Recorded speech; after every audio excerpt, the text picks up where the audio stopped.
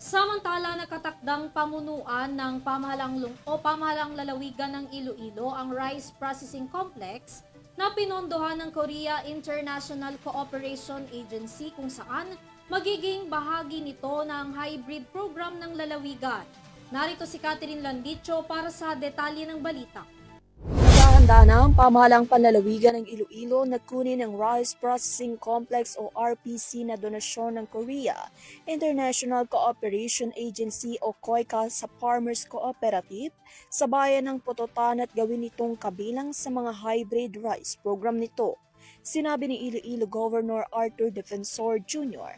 sa isang press conference na kinukuha na ng pamahalang panlalawigan ng complex mula sa Pototan Farmers Multipurpose Cooperative o PFMPC upang maiwasan ang karagdagang pagkalugi sa negosyo.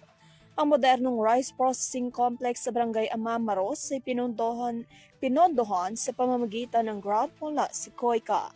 Ito ay pinasiniya noong March 16 taong 2012 at inilipat sa PFMPC noong 2015. Maaari itong maggiling ng hanggang 50 tonelada ng palay kada araw at may kapasidad na imbakan ng 1,100 tonelada. Sa ilalim ng liham na naka-address sa gobernador noong March 9 kasalukuyang taon, sinabi ni PFMPC Chairperson Andre Zelis na ang proyekto ay nakaharap sa ilang mga hamon.